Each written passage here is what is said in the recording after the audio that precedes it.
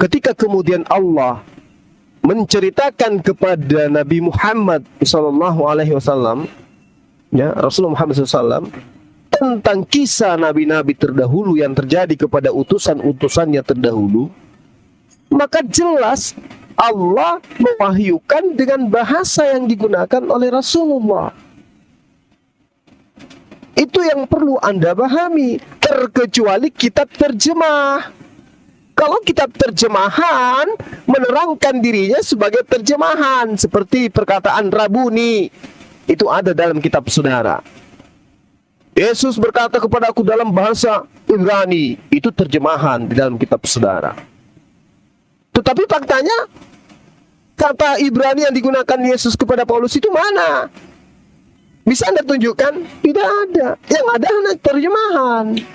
Kalau Al-Quran itu bukan terjemahan. Al-Quran itu kalam Allah yang kemudian Allah wahyukan melalui perantaraan malaikat Jibril. Lalu malaikat Jibril tidak menambahi dan tidak mengurangi, disampaikan kepada baginda Rasul Muhammad SAW. Dan agar supaya manusia paham apa yang Rasul Muhammad SAW terima dari Allah, maka beliau kemudian memiliki kewajiban untuk menjelaskan ayat-ayat itu. Maka perintahnya kemudian adalah bil bayyinati waz zubur wa anzalna ilaika dzikra litubayyana lin-nasi ma nuzzila ilaihim wa la'allahum yatafakkarun. Ya, Al-Quran diwahyukan kepada baginda agar beliau menerangkan kepada seluruh umat manusia apa yang diturunkan Allah untuk seluruh manusia, dan beliaulah yang punya hak untuk kemudian menjelaskan. Maka penjelasannya itu menggunakan bahasa yang digunakan oleh kaumnya. Nah sekarang kitab saudara Abraham dalam bahasa Mesopotamia, bahasa keturunannya, kemudian Musa bahasa Ibrani. Anda mengatakan kitab saudara. Kitabnya orang Yahudi itu bahasa Ibrani, itu bukan kitab saudara. Kitab saudara itu berasal dari kitab yang dihasilkan dari abad ketiga sebelum Masehi, bahasa Septuaginta. Dan masa itu tidak ada nabi yang diutus. Abad ketiga sebelum Masehi tidak ada nabi yang diutus. Kitab Anda itu berasal dari Roma, bahasa Septuaginta itu diterjemahkan kitabnya orang Yahudi. Jadi kalau kitabnya Nabi Musa itu bukan kitab saudara. Kitab saudara itu yang ada sekarang ini, bahasa manusia, dari terjemahan bahasa Septuaginta awalnya. Itu yang perlu saudara pahami, saudara John. Yang Anda genggam hari ini adalah perkataan manusia, bukan firman Tuhan. Kalaupun kitab Anda original teks dalam bahasa Yunani, jelas Anda harus paham, Yesus, Isa, Yesua HaMasyiah tidak menggunakan bahasa Yunani. Dia menggunakan bahasa kaumnya. Bahasa apa itu? Aramaik, bahasa Ibrani. Ya, pahami itu dong. Jadi sekali lagi saya katakan, kitab Anda itu terjemahan. Terjemahan dari kitab yang menggunakan bahasa Yunani. Apakah kedudukannya firman Tuhan atau tidak? Ya, wallahu alam. Anda lah yang harus membuktikan itu. Tapi faktanya Yesus tidak pernah bertemu dengan Lukas, tidak pernah bertemu dengan Paulus, kecuali pengakuan orang-orang itu. Dan ternyata Anda akui bahwa itu adalah kesaksian. Kesaksian orang-orang yang bersaksi lalu kemudian dikumpulkan oleh Lukas. Berarti jauh sekali. Itu bukan firman Tuhan, itu hasil penyelidikan. Apalagi yang ada di tangan Anda, itu hanya terjemahan. Terjemahan dari hasil penyelidikan, bukan firman Tuhan. Demikian. Dinda Nepos, silakan. Lanjut Sensei, lagi buat kopi nih. Masih ada 21 detik. Oh sorry, saya tidak perhatikan timernya. Ya, jadi jelas ya, Yesus menerima firman. Apakah firman yang diterima Yesus itu adalah yang ada di tangan Anda? Bukan. Berarti yang di tangan Anda itu bukan firman Tuhan. Ya, anggaplah level tertingginya terjemahan firman Tuhan. Gitu. Terima kasih. Oke. Silakan dari pihak Kristen dimulai di saat bicara. Silakan Pak John. Pak John Luis. Gila. Jadi memang inilah yang perlu diluruskan untuk para followers yang di bawah itu, yang mendengar, menyimak, memperhatikan, yang diberi hati dan pikiran yang bersih. Sesungguhnya jika kita menerima, makanya kita diberikan Tuhan itu akal pikiran supaya kita paham. Loh, ternyata cerita yang disampaikan di dalam kitab saudara itu ternyata berbeda arti dengan bahasa Arab. Contoh saya kasih tahu, Taurat, ya, yang diturunkan kepada bangsa Israel itu mempunyai arti. Nah, ketiga arti itu diceritakan kepada orang Arab, seharusnya dia menggunakan bahasa Arab. Jadi tidak boleh dia menggunakan bahasa sebelumnya. Seperti kata Jabur. Itu. Jabur apa? Artinya di dalam bahasa Arab apa? Apakah sesuai dengan bahasa yang diturunkan sebelumnya? Bahwa itu merupakan kidung pujian, syair. Taurat adalah peraturan, hukum. Kemudian Injil itu artinya adalah kabar sukacita. Nah, ketika disampaikan kepada orang Arab, itu jangan pakai bahasa Injil dong. Jangan pakai kata Injil. Apa kata Injil bahasa Arabnya sukacita, gembira? Ya, nggak boleh dia pakai bahasa sebelumnya kalau memang itu diturunkan untuk orang Arab. Jadi dari sini saja kita udah paham. Ternyata apa yang disampaikan, walaupun dalam bahasa Arab, tetapi kata-kata kitab Taurat, Zabur dan Injil tetap menggunakan bahasa aslinya. Sehingga Arab tidak mengetahui apa bahasa asli daripada Taurat, Zabur, dan Injil ini. Karena berbeda arti. Nah, dari sini sudah ketahuan. Sebenarnya udah paham sebenarnya. Cuman karena mata hati kalian tertutup menerima kebenaran dan menyatakan perkataan orang yang tidak diketahui identitasnya di dalam dua hira tersebut kalian nyatakan sebagai suatu kebenaran, kami tidak pernah memaksakan itu. Karena itu keyakinan saudara. Tetapi pada faktanya, jika apa yang dituliskan di dalam kitab saudara bertentangan dengan apa yang dituliskan di dalam kitab sebelumnya, maka saudara sudah menyangkal perkataan di dalam kitab tersebut, bahwa di dalam kitab sebelumnya itu berisi cahaya dan kebenaran. Jadi Anda menyangkal itu ketika Anda mengatakan kitab yang dikatakan Taurat, Zabur, dan Injil itu merupakan kitab palsu. Karena kitab Anda sendiri sudah membenarkan isi tentang isi kitab-kitab sebelumnya. Jadi aku rasa saudara harus bertanya kepada ahli kitab. Di mana ahli kitab yang sesungguhnya yang Anda kenal, supaya Anda tidak dalam keraguan-raguan dan dalam kebingungan tentang apa yang Anda pahami di dalam Al-Quran. Ya, bro admin, silakan ditambahkan. Ya. Ya, berarti tetap di persepsi yang sama sih kayaknya, bahwa firman Tuhan ini memang kesepakatan bersama ya. Tadi sedikit sih sudah bertanya, tapi kalau boleh saya lanjut bertanya sedikit, masih ada 1 menit. Kalau nggak salah tadi dikatakan bahasa asli, kemudian barangkali salah ya Bang Suma, mohon maaf. Kemudian dikatakan yang disebut firman Tuhan adalah bahasa Arab sesuai dengan bahasa kaumnya atau para nabi. Kalau bicara bahasa asli, setahu saya di Muslim kan ada hierarki, di mana Nabi Muhammad misalkan menerima wahyu dari malaikat Jibril ya. Makanya tadi saya bertanya, ketika Allah berbicara kepada Jibril atau berfirman kepada Jibril, apakah menggunakan bahasa Arab begitu? Atau menggunakan bahasa yang lain, mungkin bahasa ilahi atau bahasa ilham atau bahasa apa, saya kurang tahu. Seandainya sumber utama sebagai firman Tuhan itu diukur dari bahasa pertama kali diucapkan, maka bahasa Arab juga ya belum tentu juga sih, kecuali kalau memang benar-benar Allah mengucapkan dalam bahasa Arab ya, itu bisa saja. Nah, geser sedikit pertanyaan saya, tapi ini monggo kalau bisa dijawab. Tadi saya menyampaikan klaim sebuah buku diakui sebagai firman Tuhan. Perkataan Tuhan adalah hasil doktrin atau kesepakatan bersama. Yang saya tahu, Al-Quran ini kan perkataan Nabi Muhammad. Dan Nabi Muhammad bukan Tuhan. Tetapi selalu dikatakan Al-Quran adalah firman Tuhan atau perkataan Tuhan. Doktrin apa yang membuat orang harus percaya atau mengerti Al-Quran adalah perkataan Tuhan? Itu Pak. Masih 11 detik lagi. 9. Jadi saya ulangi pertanyaan bro admin TikTok tadi, apa dalilnya 4, Anda mengatakan 3, 2, Al-Quran itu perkataan 1, Tuhan? habis. Padahal itu adalah perkataan Muhammad. Monggo. Habis Bang John. Silakan dari pihak Muslim, Bang Zuma atau Bang Neplos, dimulai saat bicara. Silakan, Gurunda. Iya.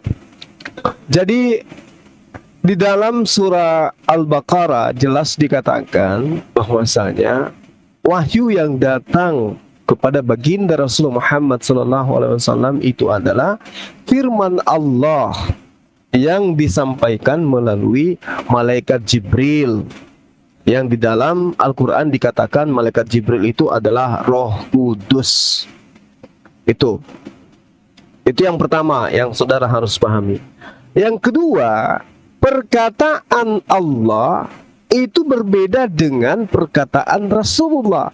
Perkataan Rasulullah itu disebut hadits, perkataan Allah itu disebut kalam Allah. Itu jelas itu. Sehingga proses daripada pewahyuan, apa yang diterima oleh baginda Rasulullah Muhammad SAW diperintahkan kepada sahabatnya untuk kemudian menuliskan, untuk kemudian menghafalkan. Itu perintah Rasulullah. Sementara perkataan Rasulullah sendiri dilarang oleh Rasulullah untuk dituliskan pada masa itu.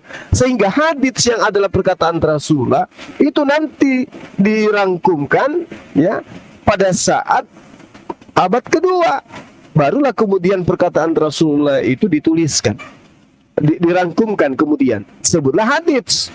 Ya, itu yang perlu saudara pahami. Temernya, Bang, ini gimana maksudnya? Ya. Jadi Juma kurasa salah, bukan abad kedua Juma. Ingatkan, bukan abad kedua. Tolong diulang. Enggak. sorry, abad Dong, kedua ya. Hijriah maksud saya. Anda harus belajar kalau membahas tentang Al-Quran berarti ada abad pertama, abad kedua, itu Hijriah, ya. Jadi lalu kemudian ketika berbicara mengenai kitab saudara, Abad kedua ya brother ya. Aku catat ini biar aku ingat. ya, Abad kedua Hijriah ya, Tolong bukan jangan Masehi ya. Bukan Masehi ya, Anda bedakan itu ya. Nah, sehingga kemudian astagfirullahalazim ya Allah ya Karim. Di reset aja di menit keempat Bang Aptana dipotong terus dari Mas Ikan. Tolong di ini Dinda tolong ditukar aja timernya di kolom yang paling besar. Saya di bawah aja, dikecilin aja. Ditukar. Mandro, biar Mandro. Juma tahu timer. Iya, dibuka. Mulailah. Oke, ya. Oke, siap. Jadi Anda mau lari kemanapun, kitab yang Anda genggam itu sudah diakui oleh saudara kita Bro Admin. Itu adalah doktrin kesepakatan untuk dianggap sebagai firman Tuhan meskipun bukan firman Tuhan. Ini permasalahannya adalah Al-Quran menggunakan bahasa Arab. Masih ada sampai hari ini. Dan kami imani itu adalah kalam Allah. Terjemahannya bukan kalam Allah, adalah pemaknaan manusia terhadap kalam Allah. Kalau yang kemudian Al-Quran yang bahasa Arab saja Anda katakan bukan firman Tuhan, padahal kemudian isinya itu sudah diketahui, bagaimana kemudian kandungan yang ada di dalamnya sudah sebagian ditemukan oleh para ilmuwan. Bagaimana mungkin Rasulullah Muhammad SAW bisa mengetahui apa yang baru ditemukan ilmuwan pada hari ini? Anda masih meragukan itu? Bagaimana dengan kitab saudara yang tidak ada sedikit pun ilmu pengetahuan yang terkandung di dalamnya? Tidak ada. Apapun itu, nggak ada. Mau berbicara apapun tentang ilmu pengetahuan, tidak ada di dalam kitab saudara. Sedikit pun. Apapun itu ceritanya, dan bisa kita buktikan. Nah, sedangkan itu dituliskan oleh 40 orang, diterjemahkan ke bahasa manapun, lalu kemudian diterjemahkan dengan jutaan manusia. Lalu bagaimana mungkin satu orang baginda Rasulullah SAW bisa mengalahkan kitab saudara yang dituliskan banyak orang? Kenapa? Karena Al-Quran kedudukannya adalah kalam Tuhan, sementara firman Anda adalah perkataan manusia. Itu poin yang harus Anda jawab. Anda harus jujur mengakui bahwa memang kitab Anda bukan firman Tuhan, tapi perkataan manusia. Demikian, silakan Dinda Neplos. Sensei, ya. Jadi yang saya ingat dari seluruh perkataan John adalah ketika dia mengatakan bagaimana mungkin bisa dipercaya perkataan orang yang tidak jelas bernama Nabi Muhammad SAW itu yang ujuk-ujuk datang gitu ya menyampaikan firman Allah Ta'ala. Kamu boleh mengatakan demikian kalau kamu sudah berkaca siapa Paulus itu. Ya, bahkan kalau dilihat dari silsilah tidak ditemukan silsilahnya, kurang tidak jelas apa itu si Paulus itu. Lalu kemudian Paulus mengadakan perkataan-perkataan yang tidak pernah dikatakan oleh Yesus, kurang tidak jelas apa itu si Paulus. Itu satu yang harus kamu ingat ya seumur hidup kamu. Yang kedua adalah di dalam surah As-Zukhruf ayat 3, Allah berfirman, sesungguhnya kami menjadikan Al-Quran dalam bahasa Arab. Ini kurang jelas apa? Sesungguhnya kami menjadikan Al-Quran dalam bahasa Arab supaya kamu memahaminya. Lalu tadi ada pertanyaan dari Bro Admin. Saya jawab aja satu persatu dengan singkat ya. Apakah Allah menyampaikan kepada malaikat Jibril dengan menggunakan bahasa Arab atau bahasa yang lain? Catat. Jibril adalah Roh Kudus, makhluk Allah Ta'ala yang bertugas untuk melakukan perintah Allah Ta'ala tanpa ada bantahan sedikit pun, baik mengurangi ataupun menambah. Maka tentu yang Allah turunkan kepada Jibril itu dengan menggunakan bahasa Arab. Kenapa? Kalau seandainya dengan bahasa lain lalu Jibril menyampaikan pada Muhammad, maka Jibril improvisasi. Dia tidak menaati apa yang diperintahkan oleh Allah Ta'ala. Maka ini jelas. Tetapi bukan berarti Jibril hanya mengetahui satu bahasa atau Tuhan mengetahui satu bahasa. Semua bahasa dia tahu. Itu logika sederhana. Dan yang terakhir, tradisi lisan itu sudah pasti lebih dahulu daripada tradisi tulisan. Maka original kami itu memenuhi keduanya. Pertama, dari sisi lisan terjaga. Yang kedua, dari sisi tulisan terjaga. Sedangkan kalian tidak, dari lisan tidak terjaga, dari tulisan juga nggak terjaga originalnya. Kami terjaga, dari lisan terjaga. Apalagi, dari tulisan terjaga. Mau diterjemahkan. Kan begitu ya. Jadi kurang otonom apa? Al-Quran ini baru wahyu namanya. Ini baru firman namanya. Jelas perkataan dari Allah Ta'ala. Selesai, kelas. Terima kasih. Tuh. Yap. Silakan dari pihak Kristen. Oh tadi ini ya 5 menit. Oke, siap. Dimulai saat bicara. Silakan. Silakan Pak Bro. Gimana pertanyaan Pak Bro, ada terjawabkan nggak tadi dari mereka? Silakan. Ya sudah. Ya sudah, nanti biar netizen yang ini. Ya jadi kembali saya ngomong tadi di awal, saya nggak lepas dari perkataan saya pertama bahwa memang hasil kesepakatan. Dan tadi juga dijelaskan sama Pak Neflos bahwasanya Allah menggunakan bahasa Arab. Ya sudah, berarti memang itu bahasa aslinya gitu ya. Kemudian tadi dikatakan di Asy-Syukruf ya, Asy-Syukruf ayat 3, sesungguhnya kami menjadikan Al-Quran dalam bahasa Arab supaya kamu memahaminya. Ini buktinya. Oke, sekarang lanjut lagi. Mohon maaf kalau pengetahuan saya sedikit mengenai Islam. Nah, saya coba mau menyatakan di sini, mau bertanya ya. Ada yang disebut dengan kalam Allah dan sabda Nabi, atau mungkin disebut juga hadis ya, sabda Nabi, sama-sama diucapkan oleh Nabi, sama-sama berbahasa Arab. Tetapi keduanya ini punya sudut pandang yang berbeda, atau pengertian yang berbeda, atau pengajaran yang berbeda, di mana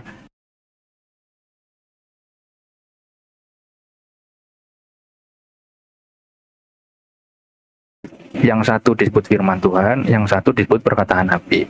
Kalau Alkitab dikatakan sebagai perkataan manusia, memang tidak ada yang menolak. Saya juga Kristen setuju, sepakat, sependapat, dan itu memang benar.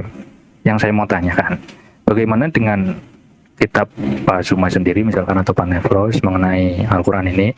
Di situ sama-sama diikuti, sama-sama dipercaya juga, ada yang disebut kalam Allah dan sabda Nabi.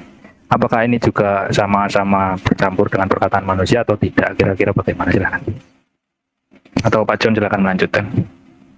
Oke, jadi begini sebenarnya. Saya malah mempercayai bahwa Al-Quran ini merupakan perkataan daripada Nabi Muhammad atas penjelasan sebuah kitab.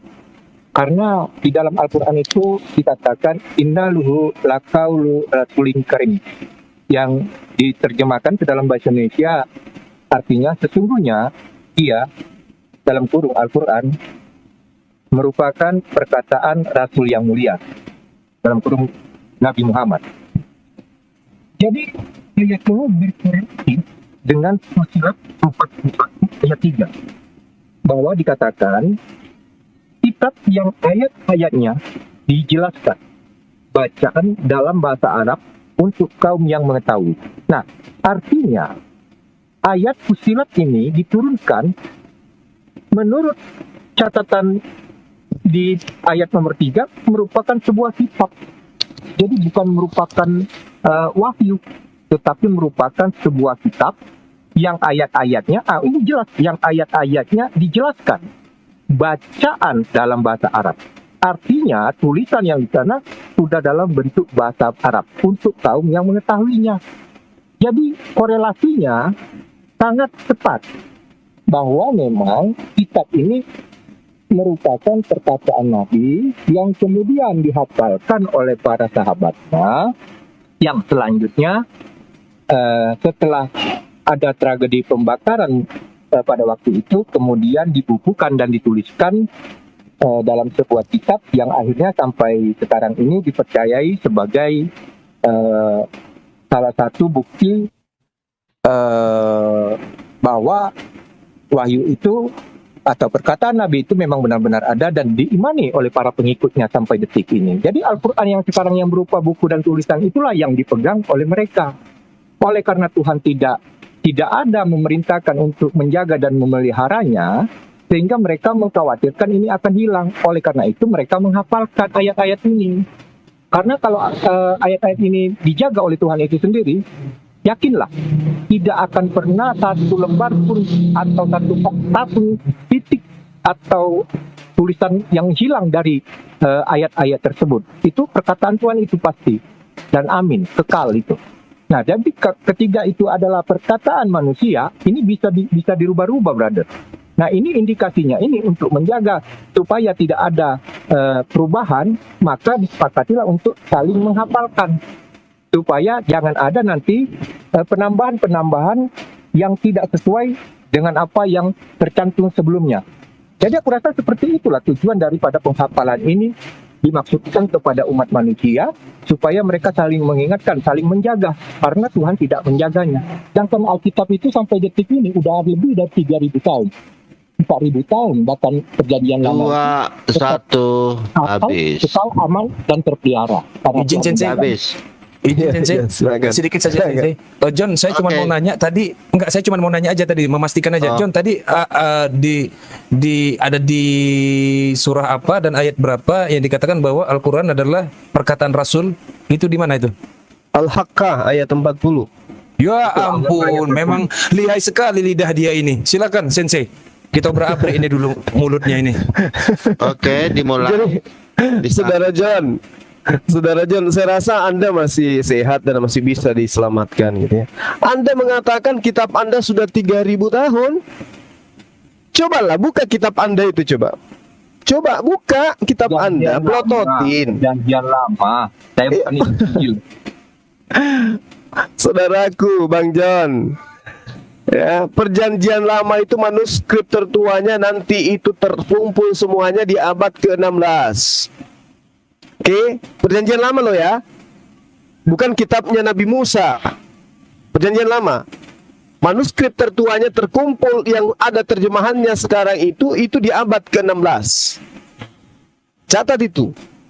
Jadi kalau Anda mengatakan kitab Anda itu sudah 3.000 tahun, itu hoax.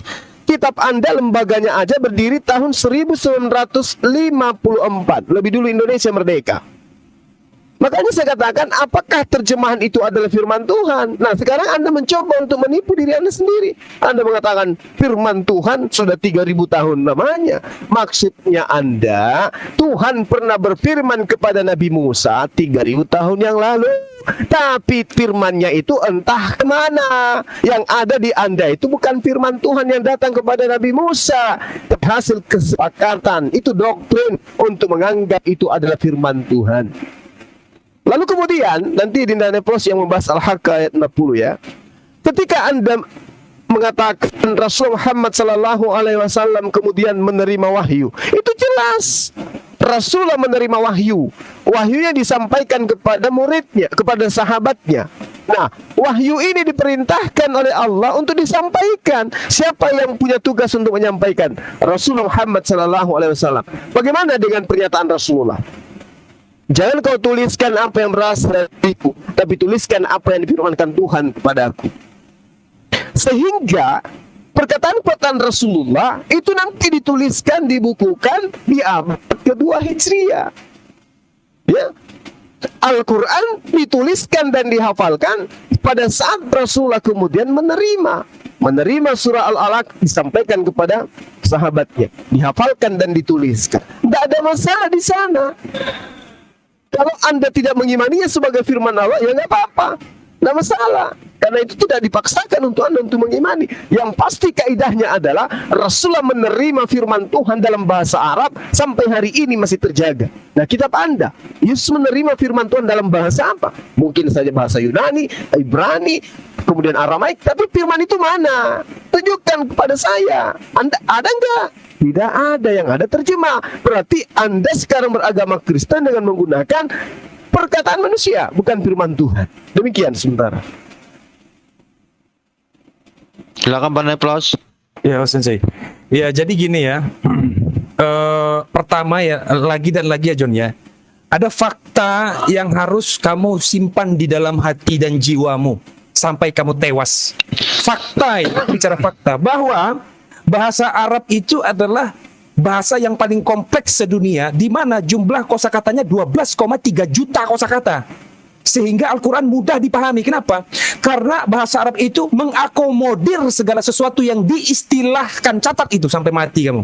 Satu. Yang kedua, tadi kamu membahas bahwa innahu laqaulu rasulin karim, itu artinya bahwa sesungguhnya Al-Quran itu adalah wahyu atau perkataan Rasul yang mulia, begitu. Itulah kamu orang-orang yang celaka sebenarnya. Kamu terlalu lihai sebenarnya. Tapi maaf ya, trik sulap kamu nggak berlaku. Ketika diartikan, sebenarnya artinya adalah sesungguhnya Al-Quran itu adalah benar-benar wahyu yang diturunkan kepada Rasul yang mulia. Kenapa harus ada tanda kurung di situ? Kenapa? Karena bahasa Indonesia tidak cukup mampu mengakomodir berbagai macam istilah. Maka bentuk original Al-Quranul Karim itu harus bahasa Arab dan dia terjaga. Kenapa? Karena bahasa Arab itu adalah bahasa paling kompleks sedunia. Bukan seperti bahasa Yunani, bukan seperti bahasa Ibrani, bukan seperti bahasa Aramaik. Bahasa Indonesia saja 90.000. Konon lagi bahasa Yunani. Mimpi kamu, mimpi. Itu fakta yang harus berulang kali menampar wajah-wajah kalian. Bahwa bahasa Arab itu adalah bahasa yang paling sempurna di antara semua bahasa. Itu cocok untuk menampar mulut kalian. Sehingga ketika ada bahasa Indonesia yang seakan-akan seperti memberikan bumbu-bumbu bahasa baru, bukan karena itu bentuk penambahan atau pengurangan. Kenapa? Karena bahasa Indonesia butuh instrumen yang lebih lanjut untuk menerjemahkan bahasa Arab yang sangat kompleks ya. Catat. Isi kepala kamu yang kecil. Iya. Terima kasih. Habis. Silakan dari pihak Kristen 5 menit dimulai di saat bicara. Pak John dulu silakan Pak. Pak John. Oke, aku duluan ya Pak ya. Iya. Oke, jadi disinilah kan akhirnya pancingan saya berhasil mengena kepada ikan paus yang ada di bibir Neplos, sehingga dia terpancing dengan ayat yang saya bawakan di Al-Haqqah 40 tadi. Padahal yang dia baca itu terjemahan loh. Terjemahan itu bukan firman Tuhan. Itu terjemahan itu adalah firman yang menerjemahkan. Itu maksud si Juma. Ya. Maksud si Juma itu yang benar itu bahasa aslinya. Ketika dia diterjemahkan ke dalam bahasa Indonesia, itu bukan lagi firman Tuhan. Itu adalah firman terjemahan. Siapa yang menerjemahkan itu? Sehingga dia memakai kata-kata pakai di dalam kurung. Sedangkan ayat teks asli di dalam Al-Haqqah 40 sama sekali tidak menggunakan ayat-ayat pakai kata-kata dalam kurung. Ini pembodohan, brother. Ketiga sesuatu di ayat teks asli tidak menggunakan angka 3, tetapi di dalam terjemahan ada angka 3, ini pembodohan. Nah, begitu pula ketika di dalam teks asli tidak memakai kata-kata di dalam kurung, maka jelas ketika diterjemahkan dengan menggunakan kata dalam kurung, ini perlu dipertanyakan. Mengapa ada kata di dalam kurung, padahal di teks original itu tidak memakai kata di dalam kurung. Inilah dinamakan tafsir. Mengarahkan para pembaca supaya berpikir mengikuti kehendak penafsir.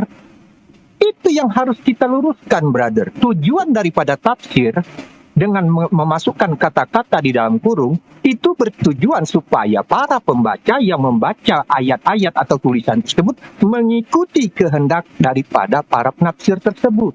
Jadi mereka meyakini bahwa ini adalah wahyu yang diturunkan kepada Nabi Muhammad. Padahal arti sesungguhnya bukan seperti itu. Karena apa? Karena di dalam arti sesungguhnya tidak ada kata di dalam kurung. Itu jadwal. Jadi Anda sebenarnya terjebak dengan keinginan saya memancing Anda untuk bahasa terjemahan itu. Jadi ketika Anda mulai memframing bahwa kami mempercayai apa yang diterjemahkan LAI, kami mempunyai ayat asli. Teks aslinya ada. Tetapi karena untuk mempelajari teks asli dibutuhkan waktu, untuk memahaminya dibutuhkan waktu, maka dipermudahlah dengan diterjemahkan oleh orang-orang yang sudah mempunyai kredibilitas untuk menafsir, menerjemahkan ayat tersebut ke dalam bahasa kita. Supaya apa? Supaya kita memahami lebih cepat daripada ayat tersebut. Jadi begitu, brother. Oke, dilanjut oleh Bro admin TikTok, tambahan. Iya. Ya kayaknya udah banyak sih. Nggak ada pertanyaan lagi. Paling penekanan itu saja bahwasanya mengenai terjemahan dan tidak. Saya rasa kalau dari sudut pandang Muslim juga tetap dianggap firman Tuhan ya. Walaupun ya sebagai pengetahuan kan, untuk supaya paham makanya dikasih terjemahan juga supaya pemaknaannya tidak berubah. Seperti tadi misalkan Al-Haq ayat 40. Kalau tanpa terjemahan kan otomatis nanti bingung juga nanti menerjemahkannya atau memaknainya bagaimana. Jadi itu kemudian kalau masalah Alkitab ya lagi-lagi saya tidak lepas dari pernyataan saya di awal. Dan saya rasa sudut pandangnya sudah sama memaknai kitab suci itu bagaimana dari sisi Muslim kemudian Kristen. Kalau masalah kebenaran mah saya rasa ukurannya Tuhan ya. Bahkan kita nggak ngerti yang bagaimananya tentang kebenaran ini. Walaupun ada ukuran yang kita punya, tapi saya rasa ukuran itu tidak pas kalau dipakai untuk mengukur orang lain. Kalau mengukur ajaran sendiri mungkin pas lah. Makanya kalau dikatakan ada Weda Tripitaka dianggap kitab suci ya kita ikut saja. Menurut mereka kitab suci ya silakan. Banyak itu saja Pak John, Bang Suma dan Pak Neflos. Silakan kalau mau disambung. Oke, saya hanya minta waktu satu terakhir pertanyaan saya. Saya ingin bertanya kepada kalian berdua, Juma. Menurut kalian, mengapa tentang kedatangan Isa Al-Masih itu tidak ada di dalam Al-Quran, tetapi di dalam hadis? Mengapa hal yang urgent seperti itu tidak ada di dalam Al-Quran? Mohon penjelasannya. 3, 2, 1. Oke, kembali. Silakan dari Muslim, Bang Zuma. Bang Zuma kemana nih? Mana plus? Mana Sensei? Gak apa-apa, kita tunggu Sensei. Oke, siap. Tunggu aku. Capek juga ya. Nggak ada ininya, stand-nya. Enggak, lagi ada sih, cuman apa namanya? Aku lagi rebahan di kamar. Oh, iya. Kalau di luar ada. Enggak apa-apa sih. Iya. John, siap-siap Nanti dipakai sepatunya ya John ya, supaya cepat larinya John. Siap-siap John. Bentar. Iya. Kok ngudu? Kok gitu? Kok begitu?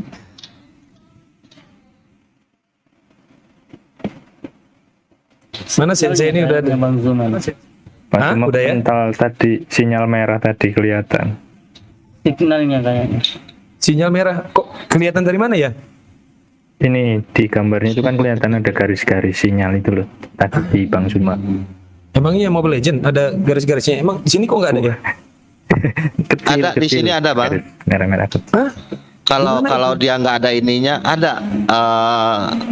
Kalau misalnya Motif lah dia itu kayak merah motif terus gitu. garis-garisnya berarti sinyalnya merah gitu loh dia. Oh, di handphone saya nggak ada. Apa mungkin karena handphone saya buatan Kristen? Kan nggak mungkin kan? Nggak ada di handphone saya. ini loh memang ini juga mancing Mancing-mancing ikan dia. Udah kau jawab aja nih, plus nggak usah nunggu. Mungkin Juma jaringannya kurang bagus. Mungkin kita maklumi aja lah. kemudian kita closing statement lah. Jadi kalau kira-kira Iya. ini biarlah. Nah, kan bener Ya, kan? lumayan Udah siap-siap lama pakai berarti. sepatu kan? Biar larinya kencang kan? Ah, Saya malah menghargai malu. Kalau saya framing saya bilang dia kabur kan nggak enak. Saya menghargai dia loh. Iya, iya. udah dipakai sepatunya? Udah. Saya menghargai Juma. Udah siap lari belum? Siap lari. Kalau memang kira-kira jaringannya kurang bagus, kita closing. Nanti kalau saya framing, Juma kabur kan nggak enak.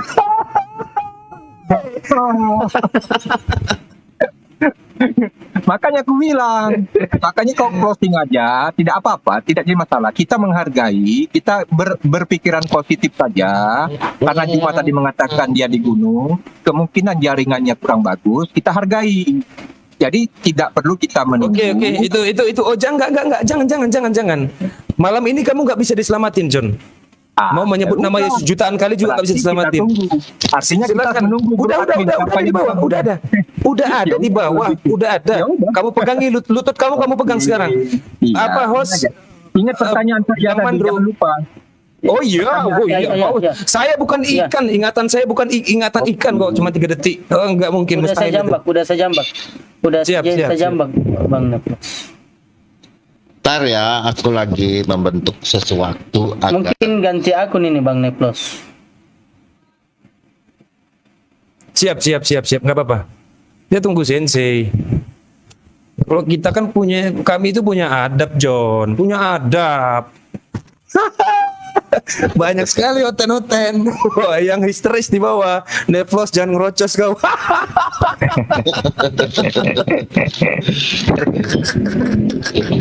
Apabila Neplos bersabda, maka bani-bani oten yang jahat akan lari sambil terkentut-kentut. Mana? Sama kali. Ya sabar. kayak ini ya, kayak Kalau kabur aku di mana? Aduh. waduh, udah jangan framing kabur. Kalau Bang Suma kan Makanya lagi di aku nggak mau gunung framing. nih. Makanya aku Kan bilang lagi- kan jaringannya kurang bagus. Nah, jangan bilang kabur, weh. Ngajak Saya berantem bilang kabur, ini ya, kayaknya tadi Bang saya John bilang. ini.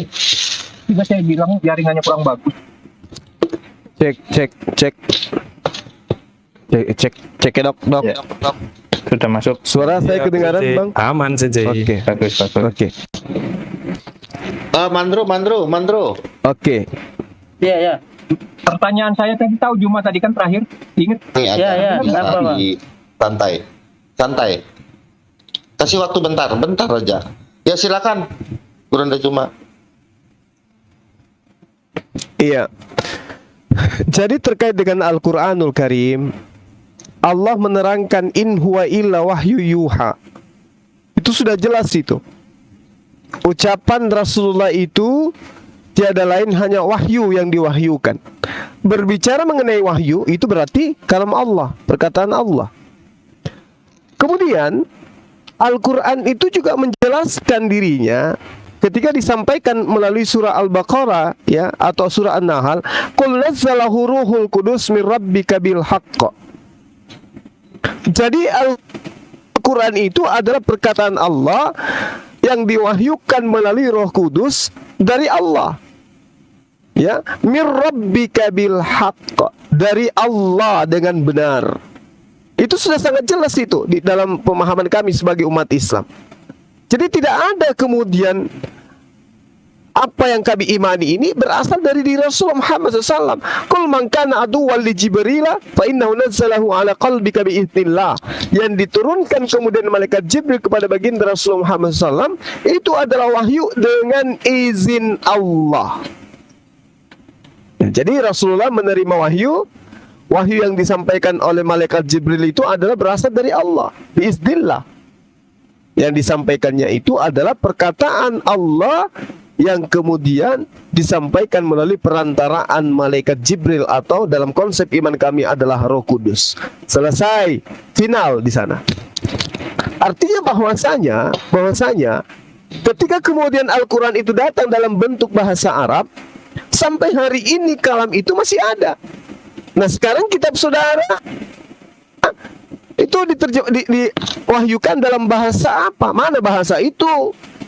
Sudah nggak ada. Makanya kembali kepada tema, firman Tuhan itu adalah apa yang diterima oleh nabi tersebut dengan menggunakan bahasa kaumnya.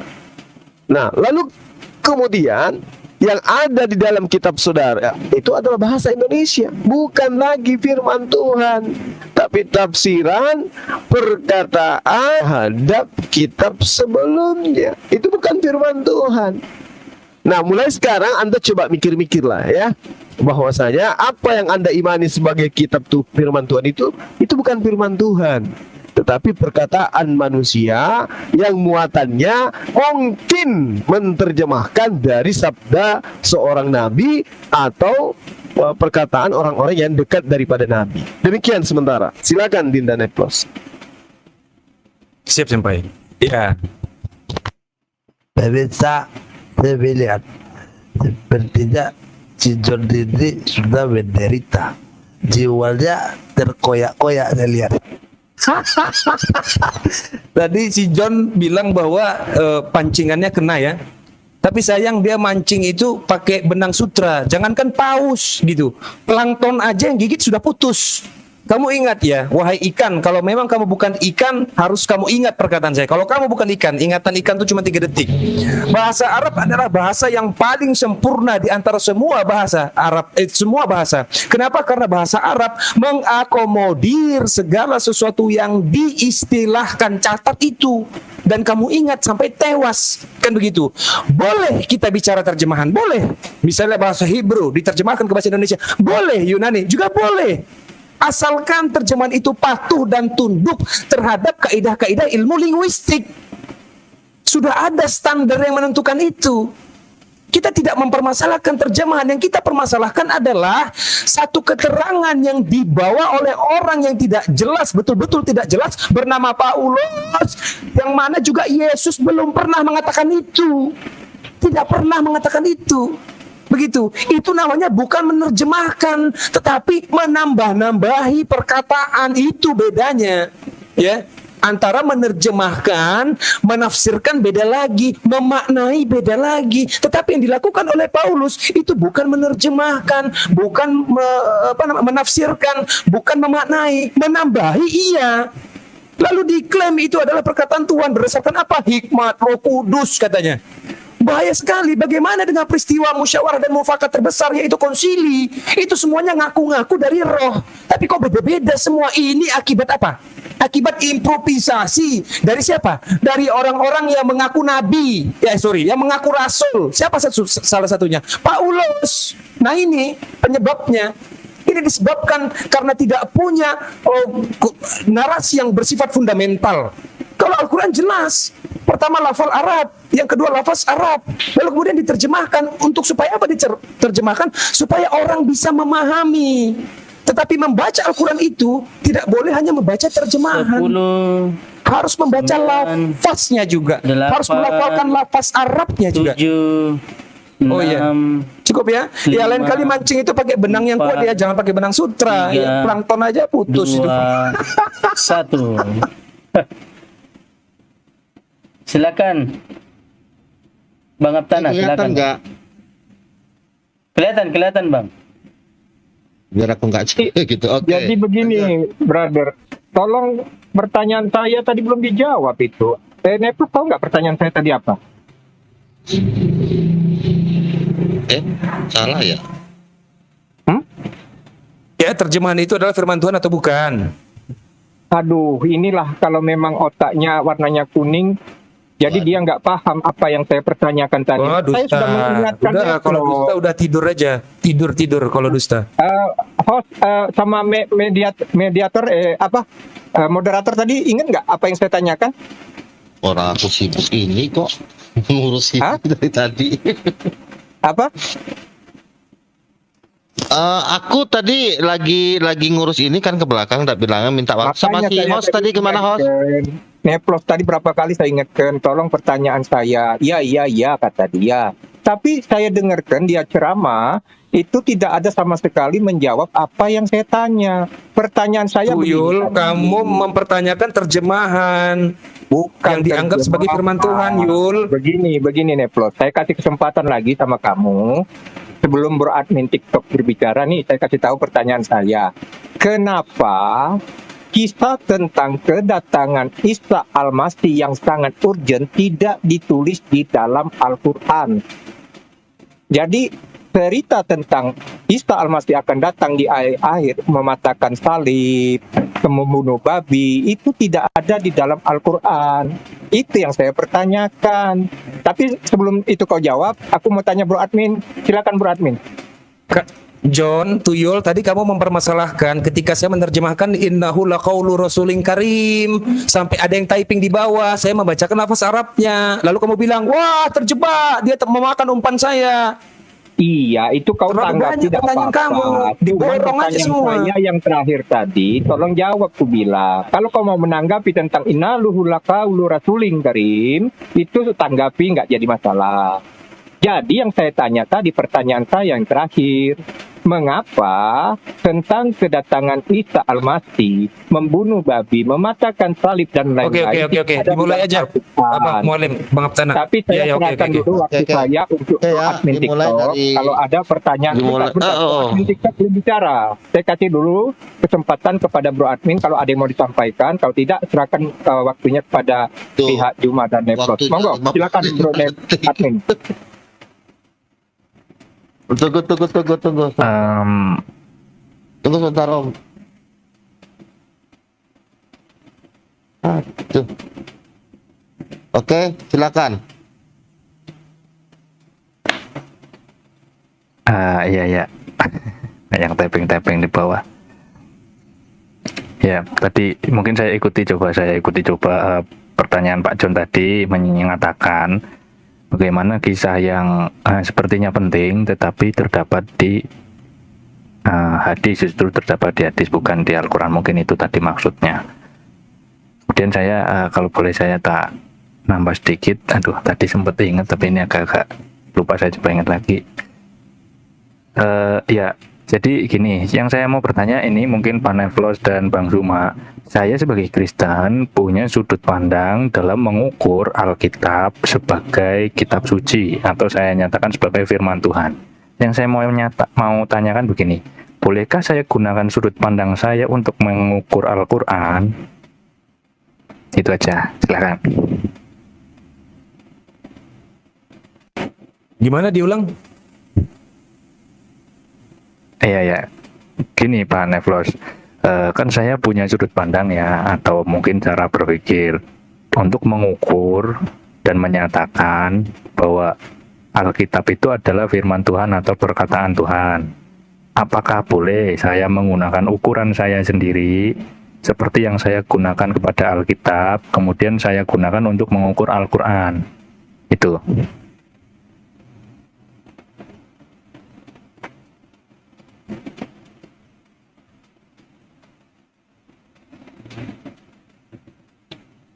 Ya, sudah sih.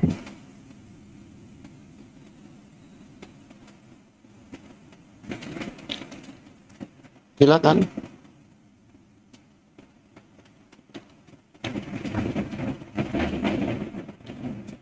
Halo. Sudah. Pertanyaan dari saya sudah. Ditambah masih ada waktu itu. Udah sih, paling tadi pertanyaan Pak John kan soal Isa Al-Masih, kenapa peristiwa penting ini justru ada di hadis, bukan di Al-Quran. Kemudian pertanyaan saya, cara saya mengukur Alkitab, saya gunakan untuk mengukur Al-Quran, apakah boleh atau tidak? Itu aja. Ini mau saya tekankan sekali lagi pertanyaan saya tadi untuk Juma sama Neplos. Mengapa kisah tentang kedatangan Isa Al-Masih itu tidak ada di dalam Al-Quran? Lalu perkataan yang di dalam hadis itu informasinya yang diperoleh Muhammad dari mana itu tentang cerita di dalam hadis? Nah, monggo diceritakan.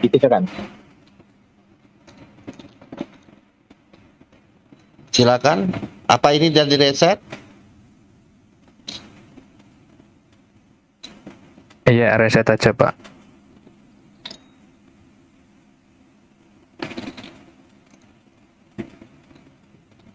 Halo, Bang Neplos?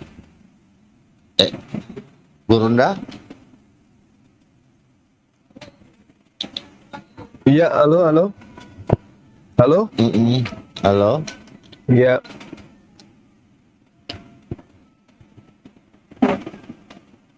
Oke, boleh saya mulai? Ya, mulai. Silakan. Oke. Jadi gini, Saudara John. Al-Quran menerangkan Rabbana wa ba'ath fihim rasulan minhum yatlu alaihim ayatika wa yu'allimuhumul kitaba wal hikmah wa yuzakkihim. Kami mengutus kepada kalian di tengah-tengah kalian seorang rasul dari kalangan kalian sendiri akan membacakan kepada kalian ayat-ayat, ya, yang akan membacakan kepada mereka ayat-ayatmu ya Rabb, dan mengajarkan kitab dan hikmah. Hikmah ini apa? Hikmah ini adalah hadits. Hikmah itu adalah keputusan, pemahaman, kemudian penjabaran, ketetapan, perkataan Rasulullah. Itu ayatnya ada dalam Al-Quran. Jelas itu ya, di dalam surah Al-Baqarah ayat 129.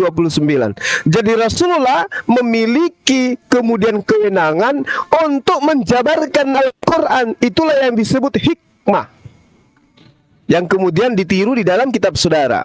Nah, lalu kemudian kalau Anda berbicara mengenai Al-Quranul Karim, sudah sangat jelas Rasulullah bercerita membahas tentang kedatangan Nabi Isa alaihissalam. Wa innahu ya la ilmul lisa'ah fala tamtarunna biha wattabi'un. Itu jelas dalam Al-Quran, itu sudah jelas dikatakan seperti itu, bahwasanya sesungguhnya Nabi Isa itu benar-benar menjadi pertanda akan datangnya hari kiamat.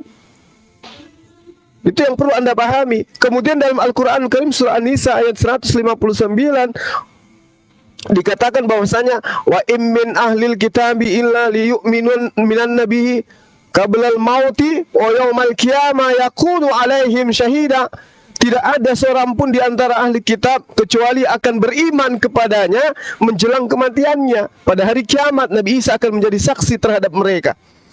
Kenapa tidak diceritakan dalam ayat suci Al-Quran tentang akan mematahkan salib dan seterusnya? Lah Rasulullah yang diberi ruang oleh Allah untuk menjelaskan itu, menjelaskan apa yang akan datang setelah Nabi Isa itu diutus kepada manusia untuk yang kedua kalinya.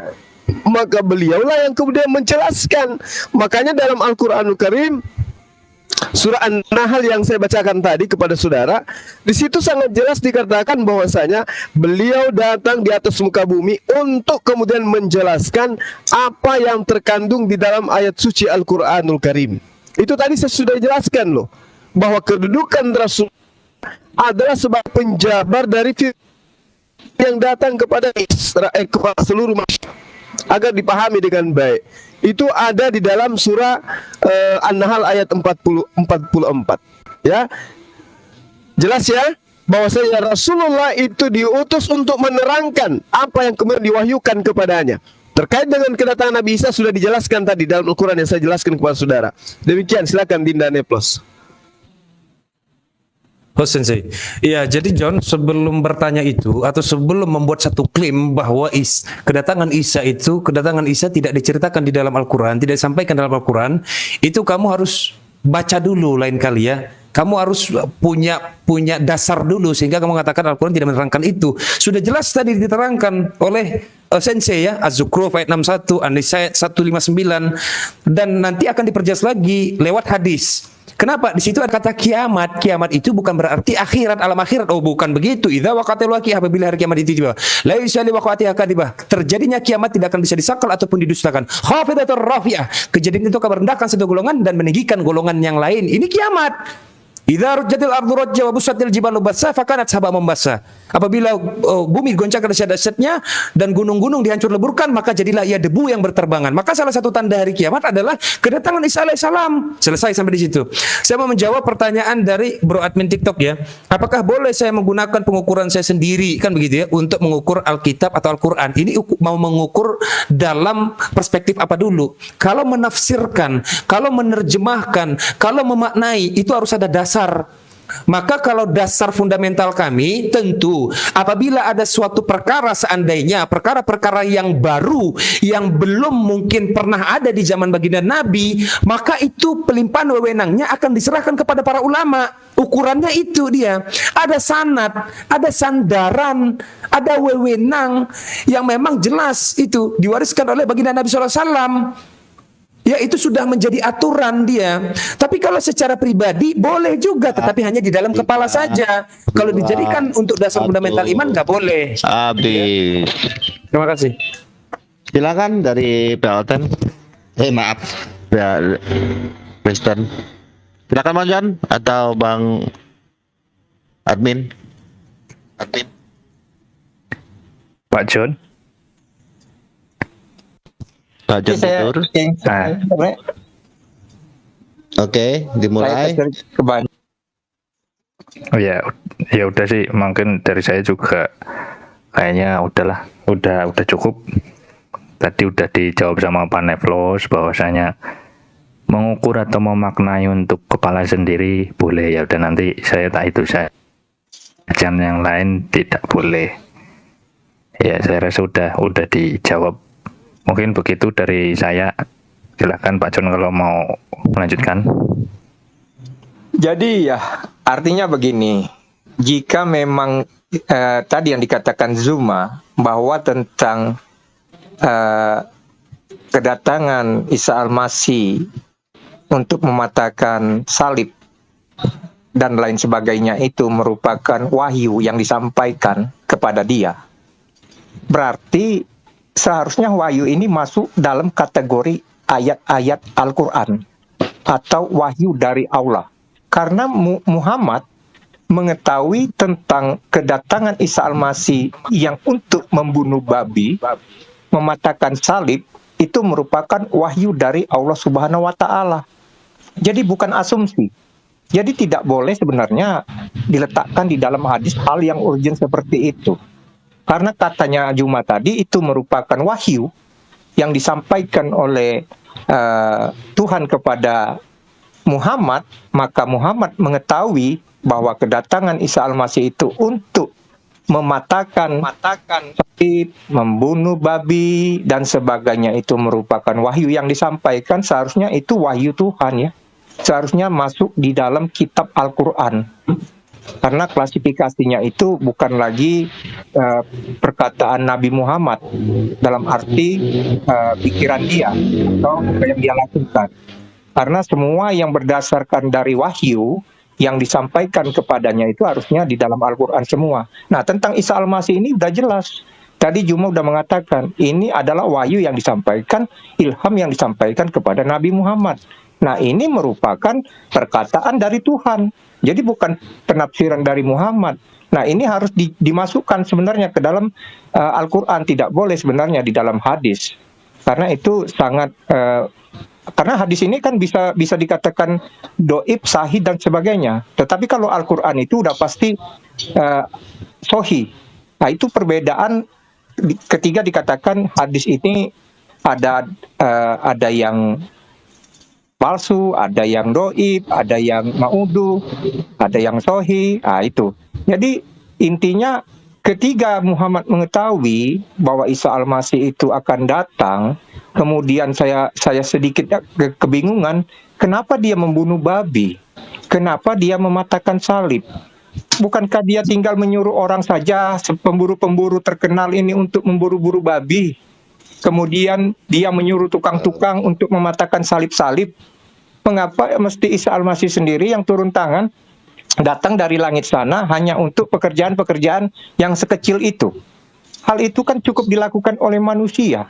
Jadi saya berpikir Isa Al-Masih datang dari langit, turun ke dunia, cuman untuk pekerjaan-pekerjaan yang sangat kecil, yang bisa dilakukan oleh siapapun saja. Dengan kerja harian atau borongan sekalipun, itu bisa dikerjakan oleh tukang-tukang dan pemburu-pemburu. Jadi agak-agak gimana ya? Agak sedikit lucu kita ketika dikatakan kedatangan Isa Al-Masih itu begitu remeh, begitu hina, hanya untuk membunuh babi dan mematahkan salib. Itu saya rasa sepertinya terlampau menghina tugas daripada seorang yang maha kudus yang turun dari langit hanya untuk mematahkan salib dan membunuh babi. Iya, aku rasa sangat-sangat anulah menurut pola pikir saya ya. Ketiga, saya mendengarkan tugas-tugas daripada yang terkemuka di dunia dan di akhirat ini, pekerjaannya hanya sebegitu. Kedatangan dia hanya sebegitu. Waktu yang ditunggu-tunggu kedatangan dia hanyalah untuk membunuh babi doang, mematahkan salib doang. Jadi di mana logika kita kurang lebih seperti itu, brother? Ya. Jadi aku rasa berhubung dengan waktu, kalau memang kira-kira ada yang mau ditambahkan, aku rasa bisa di close ini karena berhubung dengan waktu. Bagaimana Bro Admin? Masih ada yang dipertanyakan? Monggo. Udah sih, saya rasa udah cukup. Iya, Perihal muatan itu kan beda ini lagi ya. Berhubung waktu juga kita mau istirahat, bagaimana? Oke, 4, 3, 2, 1. Oke, silakan ini dulu gimana untuk kelanjutannya, atau langsung kelas temen, atau masih ada sanggahan dari Muslim? Bagaimana Gurunda sama Bang Neplos? Iya, kita punya hak jawab gitu, Bang. Oke, siap. Iya.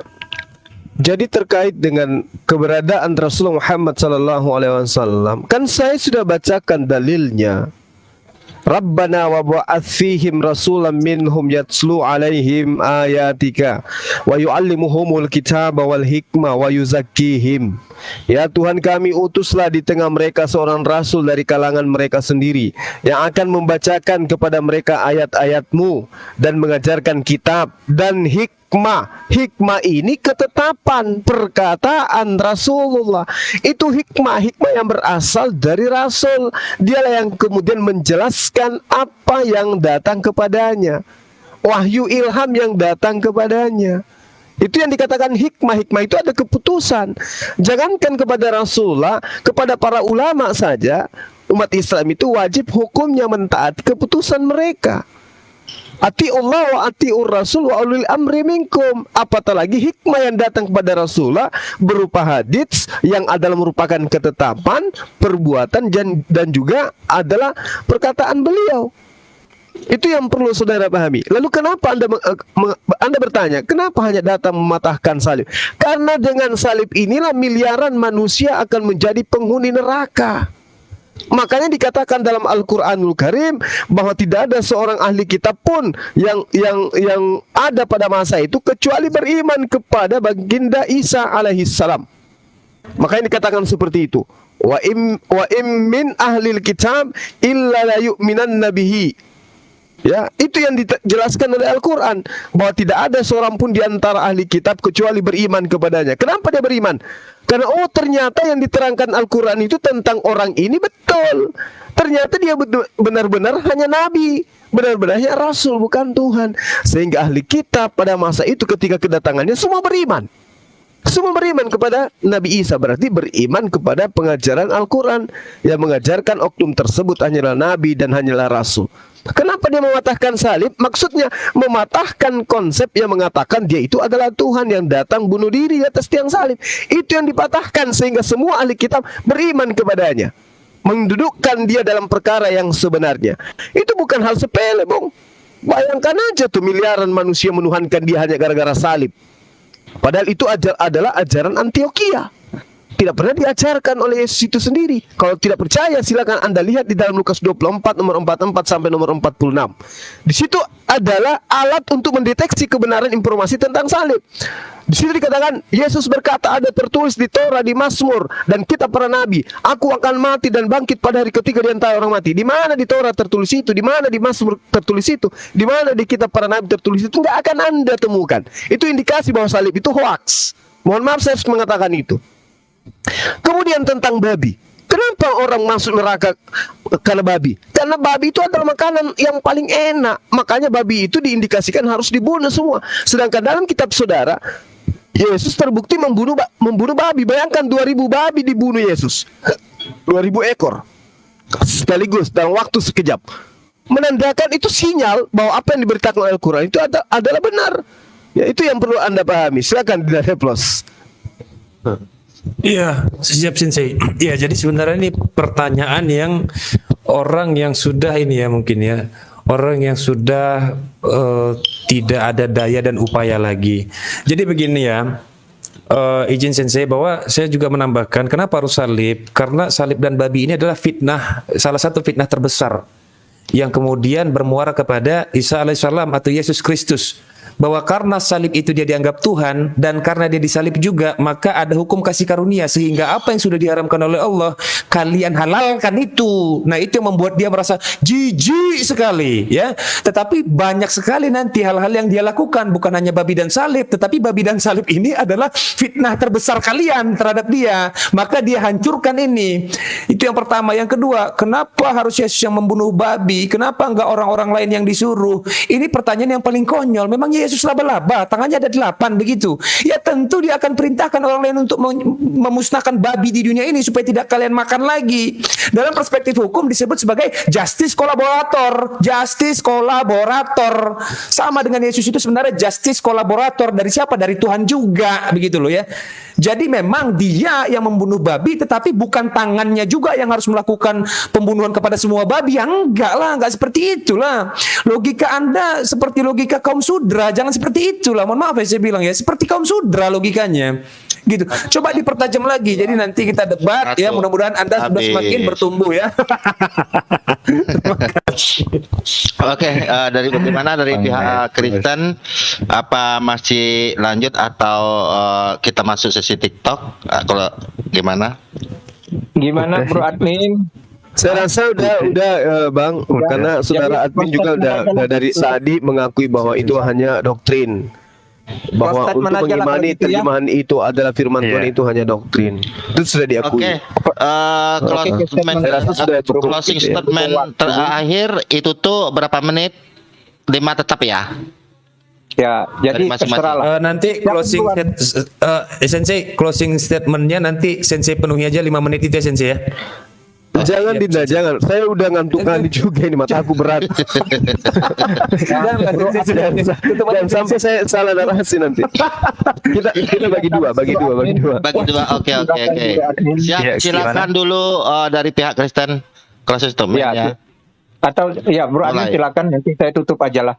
Monggo. Iya ya. Ya udah sih tadi udah banyak, pada intinya kembali ke awal tadi, karena firman Tuhan ini diartikan perkataan Tuhan, jadi bagi kita Alkitab itu ya firman Tuhan. Kita anggap sebagai firman Tuhan juga karena ada perkataan Tuhan atau perkataan Yesus yang kita anggap sebagai Tuhan. Kira-kira itu saja penutup dari saya. Oke, terima kasih Bro Admin TikTok. Jadi sebagai penutup, berhubung karena waktu, tadi Juma juga sudah memberikan pertanyaan kepada kami tentang apakah firman itu yang diterjemahkan merupakan perkataan Tuhan, maka kami telah menyatakan dan membenarkan apa yang dikatakan kepada Nabi yang kemudian disampaikan ke dalam bahasa bangsa-bangsa sehingga sampailah kepada kita yang ada di Indonesia itu tetap konsisten, itu merupakan perkataan firman Tuhan. Jadi itu merupakan pesan kudus yang disampaikan oleh nabi-nabi terdahulu kepada kita, dan termasuk juga kedatangan dia sendiri ke dunia ini dalam bentuk menyerupai manusia.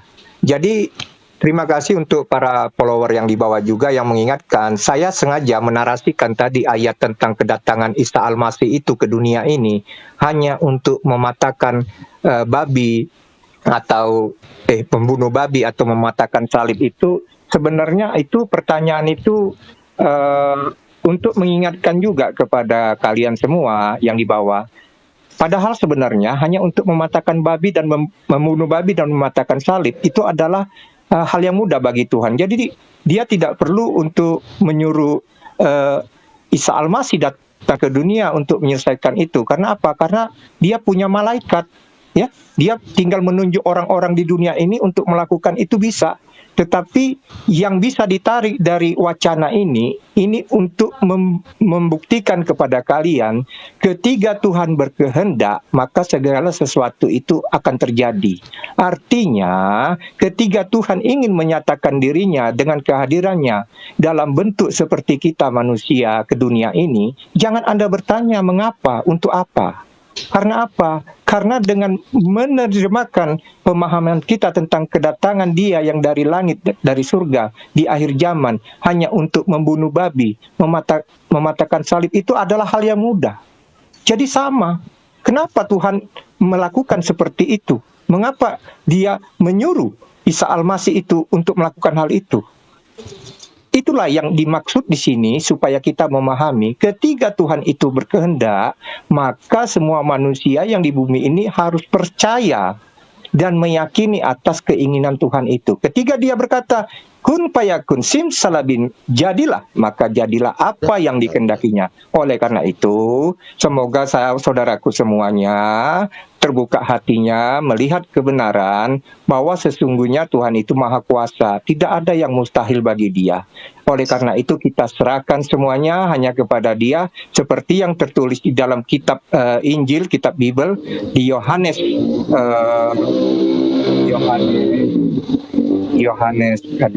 yang tertulis di dalam Yohanes, aku lupa juga ini karena udah mau ngantuk ini, yang mengatakan 17 ayat 3, Yohanes 17 ayat 3, ini udah bawaan mau ngantuk, mau tidur.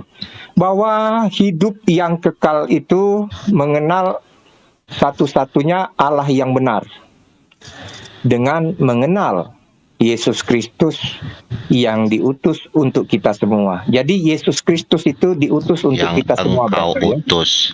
Ya, jadi tidak untuk orang Arab, tidak untuk orang Israel, tidak untuk orang Indonesia, tidak untuk orang Jawa, tidak untuk orang Batak, tetapi memang Dia diutus untuk kita semua yang percaya bahwa Dia adalah satu-satunya keselamatan yang diberikan kepada kita untuk mengenal Allah yang benar dan memperoleh hidup yang kekal di dalam nama Yesus Kristus, Juru Selamat kita. Hanya itu bisa saya sampaikan. Bila ada yang kata-kata yang disampaikan selama diskusi tadi tidak berkenan di hati saudara-saudara dan pemirsa yang ada di bawah, saya juga mohon maaf karena sebagai manusia saya tidaklah sempurna dan pasti memiliki kesalahan. Aku rasa seperti itu yang bisa saya sampaikan. Wassalamualaikum warahmatullahi wabarakatuh. Wabillahi taufik wal hidayah. Wassalamualaikum warahmatullahi wabarakatuh. Haleluya, Tuhan beserta kita. Amin. Sangat lucu ya Pak John. Silakan dari Gurunda atau Bang Nepros. Oke. Baik, makasih. Ya. Iya. Suara saya kedengaran nggak ini? Dengar. Saya cek. Suara saya kedengaran nggak ini? Jaringan udah saya kedengaran. gangguan kali ya. Cek. Oke. Siap. Ada dua hal yang ingin saya sikapi. Yang pertama, kalau dikatakan mematahkan salib, membunuh babi itu adalah hal yang mudah, kenapa harus turun dari langit? Maka saya katakan, mengampuni dosa manusia itu adalah hal yang mudah. Kenapa Dia harus menjelma jadi makhluk lalu kemudian dibunuh oleh manusia? Itu ada hal yang sangat naif. Kemudian, ketika saudara mengatakan yang terakhir tadi apa yang dibahas oleh saudara John ini ya? Lupa ya. Oke, saya kembali aja ke materi kita. Bahwasanya Al-Quran mengatakan, makanya aku juga nggak tahu apa yang aku bilang lagi. Innahu laqaulu rasulin karim. Innahu laqaulu rasulin karim. Jadi umat Islam itu harus dudukkan perkara ini, bahwasanya yang dikatakan oleh yang dimaksud kalam Allah adalah apa yang diperkatakan oleh Rasulullah Muhammad sallallahu alaihi wasallam, bukan yang diperkatakan oleh lembaga terjemahan Al-Quran. Sekali lagi saya katakan, yang dikatakan kalam Allah adalah apa yang diperkatakan oleh Rasulullah Muhammad sallallahu alaihi wasallam. Innahu laqaulu rasulin karim. Bukan terjemahan, bukan tafsir. Itu bukan firman Tuhan. Firman Tuhan itu adalah apa yang kemudian diperkatakan Rasulullah, yang diterima dari Allah. Makanya dikatakan di ayat 43, tanzilum min rabbil alamin. Perkataan Rasulullah Muhammad sallallahu alaihi wasallam itu adalah wahyu di mana wahyu itu adalah yang diturunkan dari Tuhan semesta alam, tanzilum mir rabbil alamin. Yang diturunkan dari Tuhan semesta alam itu adalah Al-Qur'anul Karim dalam bahasa Arab. Jadi perkataan Rasulullah itulah yang dikatakan sebagai firman Allah. Innahu laqaulur rasulin karim. Jadi kalau Anda mengatakan itu adalah perkataan Rasulullah, saya mengatakan yes. Memang itu perkataan Rasulullah. Kenapa? Karena itu adalah wahyu yang diturunkan oleh Allah kepadanya. Tanzilum mir rabbil alamin. Jadi dia tidak kemudian berkata sesuai dengan seleranya. Yang diperkatakan itu adalah wahyu dari Allah. Siapa yang berkata?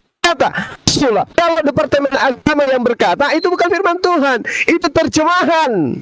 Sama ketika Lembaga Kitab Indonesia menuliskan terjemahan, itu bukan firman Tuhan, itu perkataan manusia.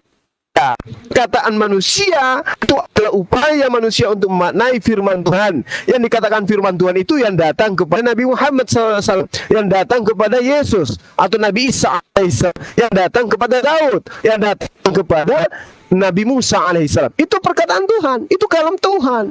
Yang diterjemahkan kemudian, hasil dari terjemahan kemudian itu bukan firman Tuhan, itu adalah upaya manusia yang kemudian untuk dipahamkan agar kita paham tentang kitab, tentang ajaran yang datang kepada utusan-utusannya. Tapi alhamdulillah malam ini Bro Admin sudah mengakui bahwa itu adalah doktrin yang disepakati bahwa itu adalah firman Tuhan, meskipun pada faktanya itu adalah bahasa manusia. Demikian, silakan Dinda Neplos. Siap Sensei.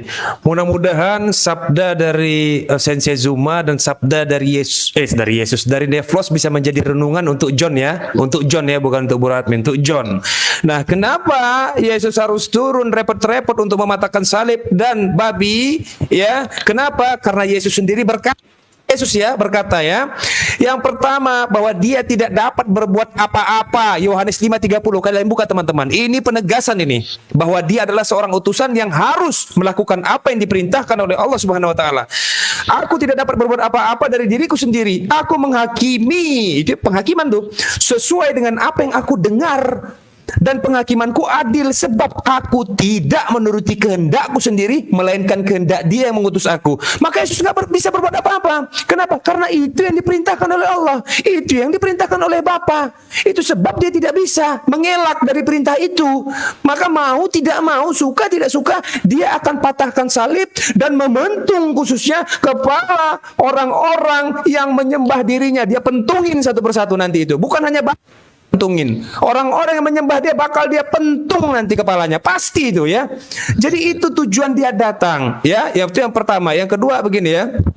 Ya, berterima kasih untuk Sensei dan yang punya room ya. Terima kasih juga untuk Bung John ya atas komedinya malam ini. Tapi saya memang kurang bergairah. Tapi ya sudahlah, apalah daya. Bisa kita sebentar lagi akan lihat selama-lamanya bisa. Amin.